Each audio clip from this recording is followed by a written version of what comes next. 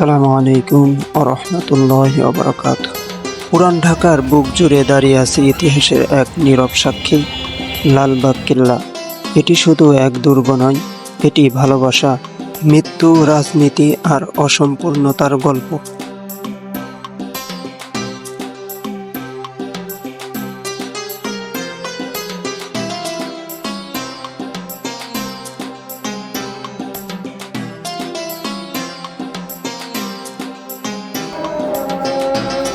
ষোলোশো ৭৮ খ্রিস্টাব্দ মুঘল সম্রাট আওরঙ্গজেব তার পুত্র আজম শাহকে পাঠালেন বাংলার সুবেদার করে।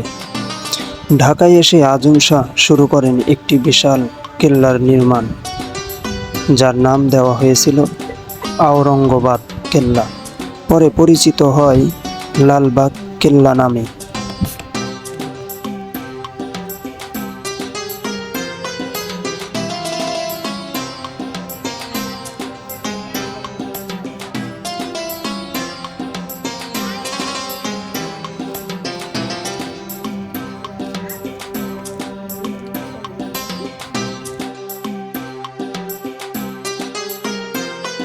নির্মাণ কাজের মাঝেই আজম শাহ বদলি হন। পরবর্তীতে শায়েস্তা খান দায়িত্ব নেন কেল্লার।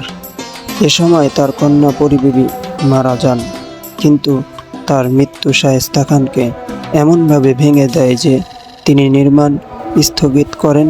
কেল্লাটি অসম্পূর্ণই থেকে যায়।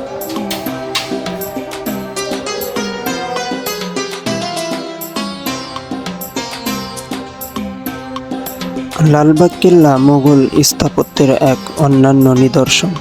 পুরো কমপ্লেক্সে রয়েছে একটি মসজিদ, পরিবিবির সমাধি, রাজকীয় হাম্মামখানা, বাথ হাউস, গোপন সুড়ঙ্গ। দর্শক, কেল্লার ভিতরে রয়েছে একটি রহস্যময় সুড়ঙ্গ। কথিত আছে এটি ঢাকার বাইরে চলে গেছে। এমনকি কেউ কেউ বলেন এই সুড়ঙ্গ দিয়ে অনেক মুঘল সেনা নিখোঁজ হয়ে গেছে। ব্রিটিশ আমলে এই দুর্গ অনেকাংশে সামরিক ঘাঁটি হিসেবে ব্যবহৃত হতো। পরে পাকিস্তান আমলেও কিছু অংশ ব্যবহৃত হয়েছে প্রশাসনিক কাজে, তবে কখনোই এটি পূর্ণ রাজকীয় দুর্গ হয়ে ওঠেনি।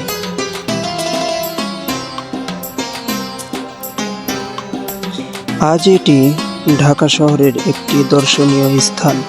প্রতিদিন শত শত মানুষ আসে ইতিহাসকে ছুঁয়ে দেখার জন্য। এই কেল্লা হয়ে উঠেছে ঢাকার একটি চিরচেনা চিহ্ন। লালবাগ কেল্লা শুধু ইতিহাস নয়, এটি আমাদের সংস্কৃতি, পরিচয় ও গৌরবের অংশ।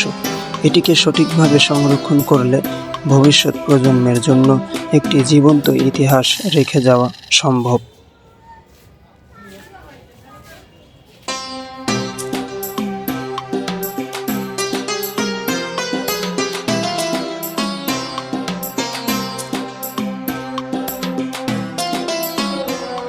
পরিবিবি ছিলেন সুবা বাংলার মুঘল সুবাদার শায়েস্তা খানের কন্যা এবং সম্রাট আওরঙ্গজেবের পুত্র ও ভবিষ্যৎ মুঘল সম্রাট মোহাম্মদ আজম শাহ এর তৃতীয় স্ত্রী হিসেবে বিবাহ ঠিক হয়েছিল। কিন্তু পরিবিবির ১৬৮৪ সালে আকস্মিক মৃত্যুর কারণে আর বিয়ে হয়নি।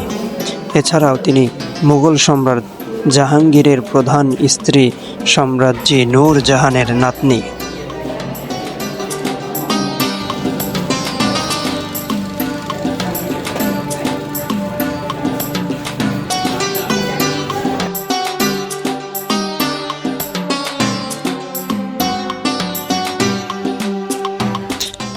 শায়েস্তা খানের কন্যা পরিবিবির আসল নাম ছিল ইরান দুখত রহমত বানু, তবে পরিবিবি নামটি অধিক প্রচলিত।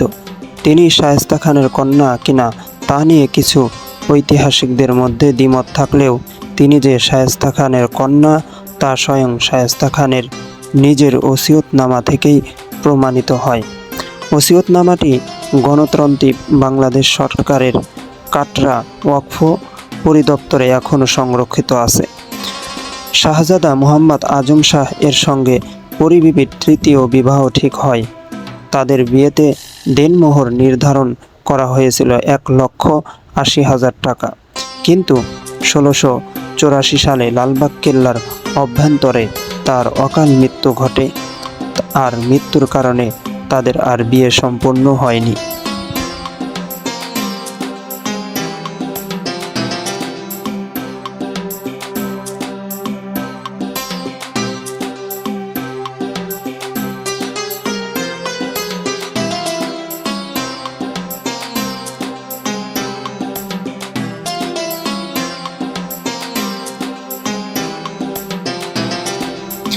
আওরঙ্গজেবের তৃতীয় পুত্র মুঘল রাজপুত্র আজম শাহ বাংলার সুবেদার থাকাকালীন 1678 সালে এটার নির্মাণ কাজ শুরু করেন। তিনি বাংলায় 15 মাস ছিলেন। দুর্গের নির্মাণ কাজ শেষ হবার আগেই মারাঠা বিদ্রোহ দমনের জন্য পিতা সম্রাট আওরঙ্গজেব তাকে দিল্লি ডেকে পাঠান। এ সময় একটি মসজিদ ও দরবার হল নির্মাণের পর দুর্গ নির্মাণের কাজ থেমে যায়। সুবেদার শায়েস্তা খাঁ 1680 সালে পুনরায় বাংলার সুবেদার হিসেবে ঢাকায় এসে দুর্গের নির্মাণ কাজ পুনরায় শুরু করেন। 1684 সালে এখানে শায়েস্তা খাঁর কন্যা ইরান দুখত রহমত বানুর মৃত্যু ঘটে। কন্যার মৃত্যুর পর শায়েস্তা খাঁ এ দুর্গটিকে অপয়া মনে করেন এবং 1684 খ্রিস্টাব্দে অসমাপ্ত অবস্থায় এর নির্মাণ কাজ বন্ধ করে দেন। লালবাগ কেল্লার 3টি প্রধান স্থাপনার একটি হল পরীবিবির সমাধি। শায়েস্তা খাঁ ঢাকা ত্যাগ করার পর এটি এর জনপ্রিয়তা হারায়। ঢাকা থেকে মুর্শিদাবাদে রাজধানীর স্থানান্তর করা হয়েছিল। এটি ছিল প্রধান কারণ। রাজকীয় মুঘল আমল সমাপ্ত হওয়ার পর দুর্গটি পরিত্যক্ত অবস্থায় রয়ে যায়। 1844 সালে এলাকাটি আওরঙ্গাবাদ নাম বদলে লালবাগ নাম পায় এবং দুর্গটি পরিণত হয় লালবাগ দুর্গে। সেই থেকে এখনও পর্যন্ত এটি লালবাগ কেল্লা নামে পরিচিত।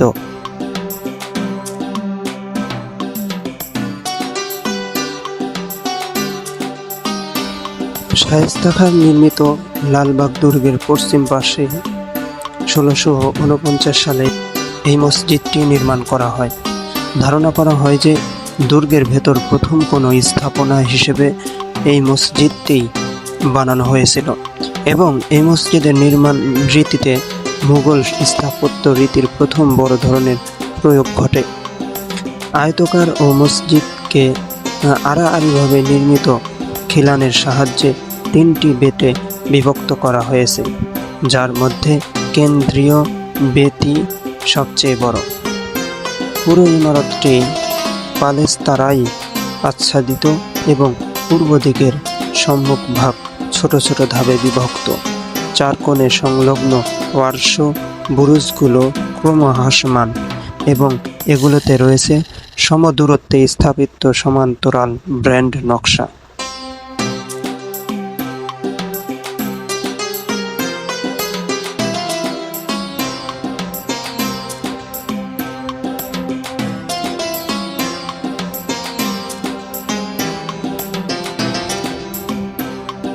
এই কেল্লার দেয়ালগুলো আজও গল্প বলে, এক অপূর্ণ রাজপ্রাসাদ, এক হারিয়ে যাওয়া ভালোবাসার ইতিহাস, এক মুঘল স্বপ্ন। লালবাগ কেল্লা। আপনি কি কখনো গিয়েছেন এই কেল্লায়? আপনার অভিজ্ঞতা কমেন্টে লিখুন, আর এমন ঐতিহাসিক গল্প পেতে সাবস্ক্রাইব করতে ভুলবেন না।